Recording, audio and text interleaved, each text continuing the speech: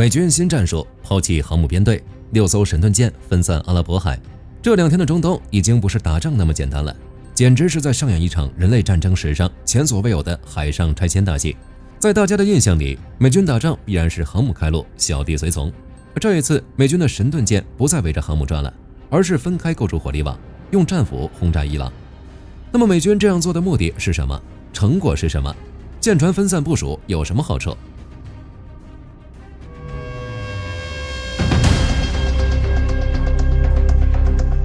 只要是打仗，美国总统第一反应肯定是我的航母在哪里。之后，航母战斗群出发，抵达战区。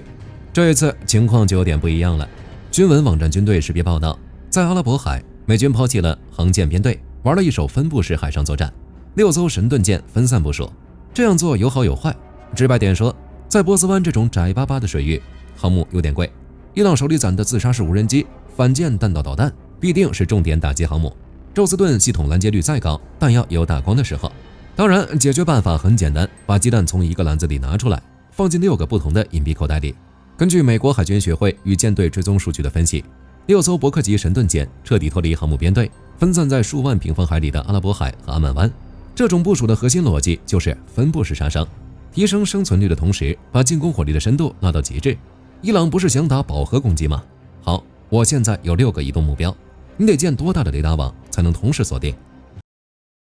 而且在1A18G 的电子压制下，伊朗的雷达恐怕连自家的天线都找不着，并且在传统的集中编队中，一旦防空指挥舰或关键通信节点受损，整个编队的作战效能将大打折扣。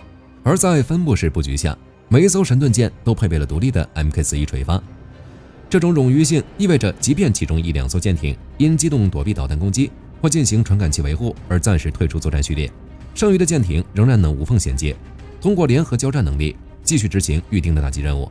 根据报道，这些舰艇在阿拉伯海并非随机分布，而是根据其各自的技术版本和任务侧重，构成了一个梯次互补的阵地。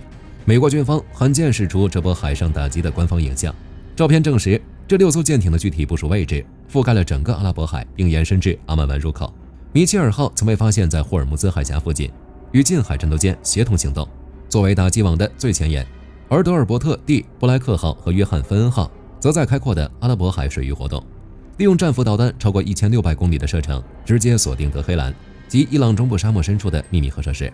其中，麦克福尔号属于老牌的对陆打击基点，稳如泰山，负责第一波战斧导弹的远距离输出。米利厄斯号可以部署在打击网边缘，负责广域监视。这些舰艇加起来拥有超过500个垂直发射单元，这是什么概念？这意味着美军在海上随时能投射出500-600枚战斧导弹，而且不用依赖任何陆基机场，一次齐射可投射超过100枚战斧导弹，足以瘫痪伊朗一个完整省份的防空和指挥中枢。通过这种分散式部署，整个伊朗领土约165平方公里，没有任何一处军事资产处于攻击半径之外，并且通过海军一体化与联合交战能力，美军实现了传感器数据的原始级别共享。这意味着平克尼虽然在数千公里外执行防空任务，但他可以利用约翰·芬恩号的雷达数据，直接引导其发射的导弹。在这种架构下，打击网的大小不仅取决于导弹射程，更取决于信息覆盖的范围。通过整合美国空间军的红外预警卫星、24-135侦察机以及 P8A 巡逻机，美军建立了一个跨越3200公里弧线的超视距打击网。只要在这个距离内，每一枚战斧导弹都是网络中的一个动态节点。既然准备那么充分，战果也相当豪华。从2月28日开始，这6艘神盾舰就开始了战俘与表演。根据中央司令部的数据，打击战果相当显著。伊朗最核心的指挥层在德黑兰开会时，被战斧导弹精准点名。据报道，包括哈梅内伊在内的49名高级领导人全部丧生。伊朗的指挥系统在那一瞬间彻底断线。伊朗的海军也遭遇重大打击。在阿曼湾，原本不可一世的11艘伊朗主力舰船，在48小时内全部沉入海底。其中1艘加马兰级护卫舰，甚至还没来得及解开缆绳，就被战斧导弹直接按死在码头上。核设施与导弹库更是重中之重。德黑兰和伊朗中部的多个地下核基地、弹道导弹发射井遭遇了系统性的定点清除。卫星图像显示，伊朗多年辛苦经营的掩体，在美军重型战斗部的打击下，跟豆腐块没什么区别。这6艘神盾舰在不依赖航母的情况下，就把伊朗的军事脊梁骨给敲碎了。有朋友或许会担心，单舰作战安全性会降低。神盾舰这么分散，万一被伊朗的蜂群无人机或者弹道导弹咬上一口，岂不是白白牺牲？对此，火力军只能说，分散反而是为了更安全。导弹想要打击目标，最关键的问题是找到对方。如果美军搞航母编队，伊朗只需要对着那坨巨大的雷达信号疯狂砸导弹就行。但现在6艘舰散在数万平方公里的深海，伊朗的侦察系统完全过载了，找不到目标，你导弹射程再远也只是在打鱼。这种分散式的海域部署不仅将打击半径推向极致，还利用了阿拉伯海的水深优势。与波斯湾平均深度仅50米的潜水环境不同，阿拉伯海的深海环境更有利于大型驱逐舰进行机动，就算发现了也无所谓，神盾舰本身就能分层防守。像 SM-3 导弹能直接在太空边缘就把伊朗的中程弹道导弹给撞碎，中近程防御则是 SM-6 和 SM-2， 如果有漏网之鱼，美军舰艇就能分层收割。最后还有密集阵近防炮等着那些自杀无人机。不过就伊朗的反击来看，发现的可能性很小。哈梅内伊身亡后，伊朗向周边美军基地发射了不少导弹和无人机，但大家发现没有，受损的几乎全是陆地上的固定目标，比如驻科威特美军基地、利雅得大使馆等。但是在海上分散的神盾舰目前没有一艘被击中的确切证据，这说明在广袤的深海，一艘具备顶级电子战和防空能力的驱逐舰，伊朗那种缺乏精确中断制导的武器根本达不到。总的来说，美军舍弃航母编队、分散神盾舰的做法，向全球展示了未来海战的全新模板。武力不再源于钢铁巨舰，而是信息打击网。以前打仗看你有几艘航母，现在打仗看你有几个节点。这6艘神盾舰虽然离得远，但通过联合交战能力，它们其实是一体的。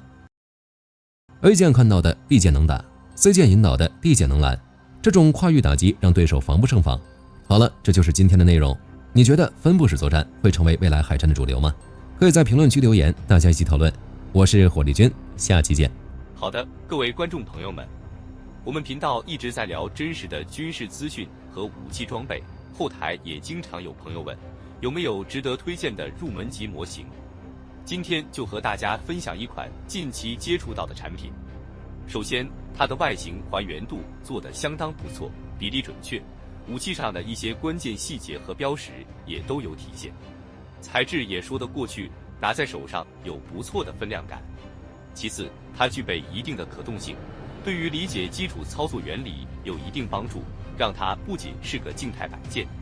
综合它的做工和可玩性来看，价格确实比较亲民。对于想入门模型收藏，或者单纯想在桌上贴一个摆件的朋友来说，是一个性价比很高的选择。商品链接已经给你们上了，感兴趣的朋友可以自行了解。